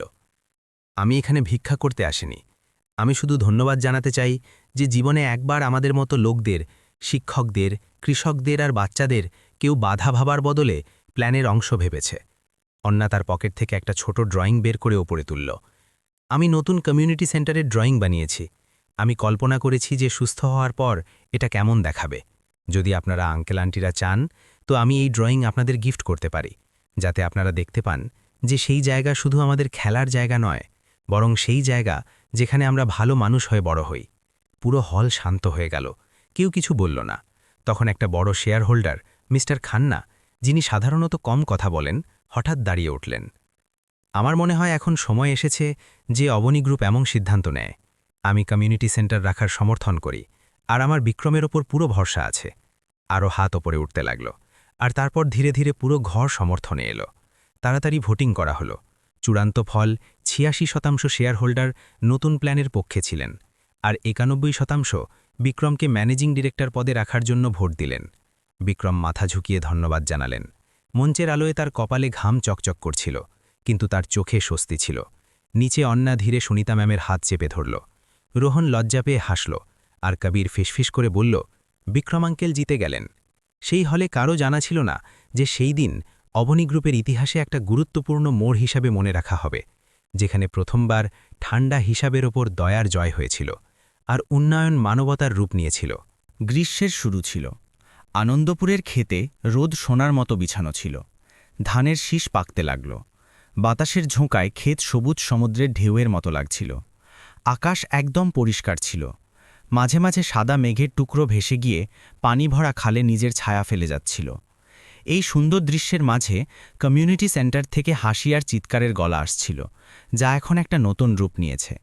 মাসের পর মাস মেরামতের পর আনন্দপুর বাল কমিউনিটি সেন্টার প্রস্তুত ছিল। পুরনো টিনের জায়গায় এখন লাল খাপড়ার ছাদ ছিল। দেয়ালে হালকা হলুদ রং করা হয়েছিল, যার ওপর বাচ্চাদের বানানো পেইন্টিং লাগানো ছিল, যাকে কাঁচে মরিয়ে সুন্দর করে ঝুলিয়ে দেওয়া হয়েছিল। সামনের উঠোনে ইট বিছানো হয়েছিল, আর বন্যার ধারে 10টা রঙিন ফুল ফুটেছিল। কোণে ইমলি গাছের নিচে পাথরের বেঞ্চ লাগানো হয়েছিল, যেখানে বাচ্চারা ছায়ায় বসে বই পড়তে পারে বা খেলতে পারে। উদ্বোধনের দিনে পুরো গ্রাম জড়ো হয়ে গিয়েছিল। বাচ্চারা সাফসুতরো ইউনিফর্মে ছিল, হাতে বেলুন আর কাগজের ঝান্ডা ছিল। বড় বুড়োরা ঐতিহ্যবাহী কাপড় পরে এসেছিলেন, কেউ কেউ তো কয়েক কিলোমিটার হেঁটেও পৌঁছেছিলেন। বিক্রম মালহোত্রা তার টিমের সাথে তাড়াতাড়ি পৌঁছে গিয়েছিলেন, কিন্তু আজ তিনি তার আনুষ্ঠানিক স্যুট পরেননি। তিনি শুধু সাদা শার্ট পরেছিলেন। হাতে একটা ছোট ব্যাগ ছিল, যাতে কিছু কাগজ আর তার ডায়েরি ছিল। বিক্রম আঙ্কেল এসে গেছেন, কবির সবার আগে চেঁচিয়ে বলল, আর দৌড়ে তার হাত ধরতে গেল। আঙ্কেল, আজ আমরা পারফরমেন্সও দেব। ভালো তো, আমি কি রিহার্সাল দেখতে পারি? বিক্রম হেসে জিজ্ঞেস করলেন। তার চোখে উত্তেজনা ছিল।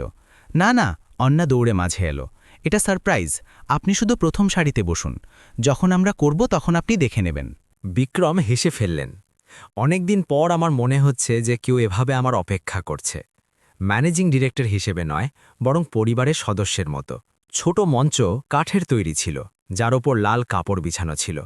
পিছনে ব্যানার লাগানো ছিল, আনন্দপুর বাল কমিউনিটি সেন্টারের উদ্বোধন সমারোহ, যেখানে স্বপ্ন লালিত হয়।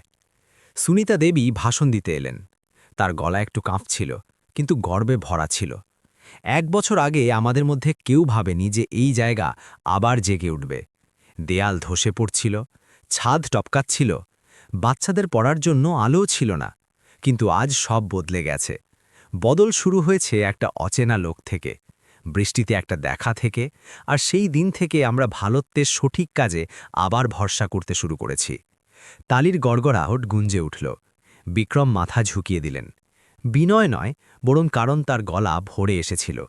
তাকে মনে পড়ল যখন তিনি প্রথমবার এখানে ফিরে এসেছিলেন, যখন অন্না ভয়ে ভয়ে জিজ্ঞেস করেছিল যে তার খিদে পেয়েছে কিনা, যখন রোহন সেই নির্দোষ ড্রয়িং দিয়েছিল। সেই 3 বাচ্চা তাকে যে কোনো বিজনেস সেমিনারের চেয়ে বেশি শিখিয়েছিল। প্রোগ্রাম এগোলো। অন্না লোকগীতে নাচ করল। সেই ছোট মেয়েটা এখন আত্মবিশ্বাসে ভরা ছিল। কবির একটা ছোট নাটকে বিদূষকের রোল করল, যা এত মজার ছিল যে সবাই হাসতে হাসতে লুটোপুটি হয়ে গেল। রোহন সবসময়ের মতো কম বলল, কিন্তু সে ব্যাকস্টেজের পুরো কাজ সামলাচ্ছিল। পুরো প্রোগ্রামের ব্যাকগ্রাউন্ড সেই পেইন্ট করেছিল, যাতে ভবিষ্যতের কমিউনিটি সেন্টার দেখানো হয়েছিল। প্রোগ্রামের পর সবাই ভিতরে দেখতে গেল। নতুন লাইব্রেরি একদম সাজানো ছিল, যাতে দাতাদের দেওয়া শত শত বই ছিল। বাচ্চাদের জন্য ছোট টেবিল কুর্সি ছিল, এক কোণ কমিক্সের জন্য, একটা গ্রুপ স্টাডির জন্য, আর অন্য পাশে মিউজিক আর আর্টের সেকশন ছিল। কম্পিউটার রুমে 5টা পুরনো কম্পিউটার ছিল, যাকে ঠিক করে লাগানো হয়েছিল যাতে বাচ্চারা টেকনোলজি শিখতে পারে। এক 50 বছরের কাছাকাছি বয়সের লোক, যার চুল একটু সাদা হচ্ছিল, বিক্রমের কাছে এলেন।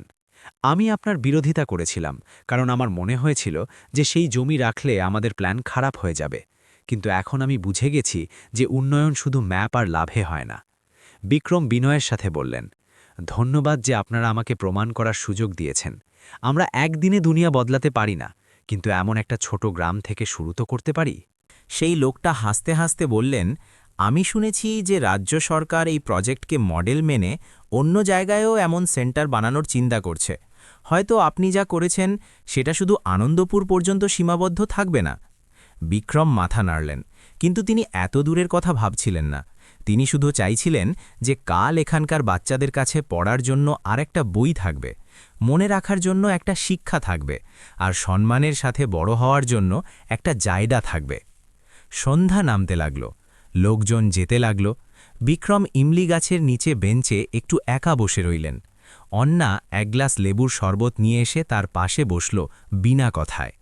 দুজনে ডুবতে থাকা রোদে চকচক করা কমিউনিটি সেন্টার দেখছিলেন, যেখানে এখন শুধু ঝিঝির গলা আর দূরে কিছু বাচ্চার হাসির শব্দ আসছিল। বিক্রম আঙ্কেল, অন্না ধীরে বলল, যদি কোনোদিন আমরা বড় হয়ে পড়াশোনা বা চাকরির জন্য আনন্দপুর ছেড়ে চলে যাই, তবুও আমাদের এই ঘর মনে থাকবে। আমাদের মনে থাকবে যে আমাদের শুরু এখান থেকে হয়েছিল।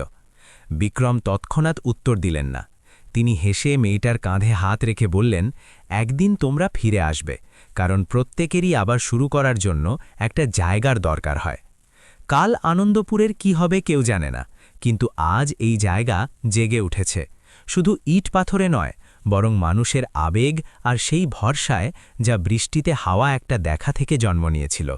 আর বিক্রম মালহোত্রার জন্য কাদায় শুরু হওয়া সেই যাত্রা এখন তাকে তার নিজের হৃদয়ের এমন একটা অংশে নিয়ে এসেছে, যেখানে একটা ব্যবসায়ীর মন আর একটা মানুষের হৃদয় এখন আর লড়াই করছে না, বরং এক হয়ে গেছে। রাত হয়ে গিয়েছিল। কমিউনিটি সেন্টার এখন নতুন আলোয় জ্বলজ্বল করছিল। এটা সেই পুরনো হলদে মাঝারি আলো ছিল না, বরং স্পষ্ট আর চোখকে স্বস্তি দেওয়া আলো ছিল। একটা স্কিল ক্লাস চলছিল। মুম্বাই থেকে আসা এক ভলেন্টিয়ার মিস রিচা বাচ্চাদের বেসিক প্রেজেন্টেশন দেওয়া শেখাচ্ছিলেন। প্রত্যেক বাচ্চা একটা ছোট কাগজ হাতে নিয়ে একটু ভয় পেয়ে কিন্তু উত্তেজনায় খাড়া ছিল। আমার নাম অন্না, আমার স্বপ্ন যে আমি আর্ট টিচার হব, আর আমার মতো ছোট বাচ্চাদের শেখাবো, অন্না স্পষ্ট গলায় বলল। তার চোখ চকচক করছিল। পুরো ক্লাস তালি বাজালো। সুনিতা ম্যাম পিছনে বসে চুপচাপ চোখের জল মুছছিলেন। কবির বেশি উত্তেজনায় ছিল। সে ঘোষণা করল, আমি ইঞ্জিনিয়ার হতে চাই। আমি সোলার পাওয়ারে চলা পানির পাম্প বানাবো, যাতে আমাদের গ্রামে কখনো খরার সমস্যা না হয়। রোহন বেশি কিছু বলল না, কিন্তু সে একটা চার্ট দেখালো যাতে একটা ইকো ফ্রেন্ডলি খেলার মাঠের ম্যাপ ছিল, যা বৃষ্টির পানি জমায়।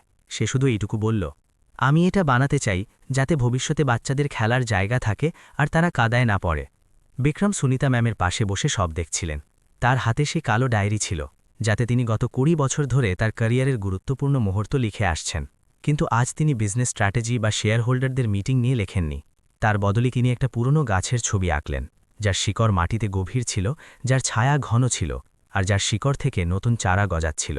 অমিত বর্মাকে অভ্যন্তরীণ বদলের পর কোম্পানির অন্য ডিপার্টমেন্টে পাঠিয়ে দেওয়া হয়েছিল, যেখানে ক্ষমতা কম ছিল কিন্তু টেনশনও কম ছিল। যাওয়ার আগে সে বিক্রমকে একটা ছোট মেসেজ পাঠিয়েছিল, আমি শুরু থেকে আপনার সাথে একমত ছিলাম না, কিন্তু আমি স্বীকার করি যে আনন্দপুর একটা এমন দাও ছিল যার অনুমান আমি করিনি। ভবিষ্যতের জন্য শুভকামনা। বিক্রম উত্তর দেননি, কিন্তু তিনি জানতেন যে মানুষের হৃদয়ও মাটির মতো, তাকে নরম হতে বৃষ্টির দরকার হয় আর অঙ্কুরিত হতে বীজের। আর মাঝে মাঝে শুধু একটা বাচ্চার ভরসাই যথেষ্ট একটা বড় মানুষকে বদলানোর জন্য। পরের কয়েকদিনে আনন্দপুর কমিউনিটি সেন্টারের খবর মিডিয়ায় আসতে লাগল। একটা নামকরা ওয়েবসাইটে হেডলাইন হল, যখন এক ব্যবসায়ী শুধু রিসর্ট বানাননি, ভরসা আর কমিউনিটি পুনর্নির্মাণের গল্প। বিক্রমের বাচ্চাদের সাথে ইমলি গাছের নিচে বসা ছবি সোশ্যাল মিডিয়ায় ভাইরাল হয়ে গেল। লোকজন কমেন্ট করল, বাস্তবে এক পরিকথার মতো। কাশ প্রত্যেক জায়গায় এমন বিক্রম আঙ্কাল থাকত। অনেক সময় শুধু কারো কথা শোনার জন্য প্রস্তুত হওয়াই যথেষ্ট। এই প্রশংসাগুলো বিক্রমকে অহংকারী করেনি, বরং তার উপর আশার একটা চাপ দিয়েছে। একটা ভালো ইতিবাচক চাপ যা তাকে থামতে দেয় না। কারণ যদি আপনি ভালোত্বের বীজ বুনেছেন, তো তাকে জঙ্গল হওয়া পর্যন্ত রক্ষা করার দায়িত্ব আপনার। 1 মাস পরে বিক্রম আবার একা আনন্দপুরে এলেন। কোনো কাফেলা নেই, কোনো আগাম খবর নেই। তার পিকআপ ট্রাক ধুলোমাখা রাস্তায় থামল। তিনি এখানে এক পরিবারের সদস্যের মতো আসতে চেয়েছিলেন, শোরগোল ছাড়া। অন্না উঠোনে ঝাড়ু দিচ্ছিল যখন তাকে দেখল। সে চেঁচিয়ে উঠল, বিক্রম আঙ্কেল, আমরা ভেবেছিলাম আপনি এখন আর আসবেন না। বিক্রম হাত নেড়ে হেসে বললেন, আমার প্রতিশ্রুতি মনে আছে, আমি বলেছিলাম যে যখন তোমরা কিছু ভালো করবে তখন আমি আসব। অন্না তাকে ভিতরে টেনে নিয়ে গেল। টেবিলে ড্রয়িং পেপারে স্তূপ ছিল। এটা আনন্দপুর বাল মেলার প্ল্যান ছিল, যা বাচ্চারা নিজেরা ভেবেছে। খেলনার দোকান, ঐতিহ্যবাহী খেলা, ওপেন লাইব্রেরি আর চিত্রকথা প্রতিযোগিতা। আঙ্কেল দেখুন, অন্না চকচকে চোখে বলল, আমরা একটা ছোট মেলা করতে চাই, যাতে আশেপাশের গ্রামের বাচ্চারাও আসতে পারে। আমরা তাদের এই জায়গার গল্প বলতে চাই। বিক্রমের গলা খুশিতে আর অবাক হয়ে ভরে এলো যে তার বোনা বীজ এত তাড়াতাড়ি ফল ফলছে, আর এখন অন্যদের জন্য বীজ বোনার জন্য প্রস্তুত। তিনি বসে পড়লেন আর প্ল্যানের প্রত্যেক পাতা সেই গম্ভীরতায় দেখতে লাগলেন যেন কোনো $1 মিলিয়ন প্রজেক্ট। তাই নয় যে তাতে খরচ ছিল, বরং এজন্য করছি কারণ আমার বিশ্বাস যে এটা একটা গম্ভীর আর ভালো প্রজেক্ট। সব বাচ্চা হেসে উঠল। অন্না রোহানের কানে বলল, দেখেছ, আমি বলেছিলাম না বিক্রম আঙ্কেল বসের চেয়ে বেশি আমাদের ঘরের সদস্য লাগেন। সেই সন্ধ্যায় বিক্রম ইমলি গাছের নিচে বসে বাচ্চাদের কথা শুনতে রইলেন। তাদের স্বপ্ন নিয়ে, বই নিয়ে, দুধের ডিব্বা থেকে রোবট বানানো নিয়ে, আর ভবিষ্যৎ নিয়ে। সেই বাচ্চারা গ্রামে ফিরে পড়াতে চায়, স্কুল খুলতে চায়। সূর্য ডুবছিল আর গাছের মাথায় লালিমা ছিল, যার ফলে বাচ্চাদের মুখ সোনালি লাগছিল। বিক্রম তাদের দেখলেন আর তারপর নিজের হাতের তালু দেখলেন। বছরের পর বছর কাজ করতে করতে এই হাত শক্ত হয়ে গিয়েছিল, কিন্তু এখন সেগুলো আগের চেয়ে অনেক বেশি অনুভব করতে পারছিল। প্রত্যেক সঠিক সিদ্ধান্ত, যতই ছোট হোক, ধারা বদলাতে পারে। সেই রাতে তিনি শহরে ফিরে এলেন।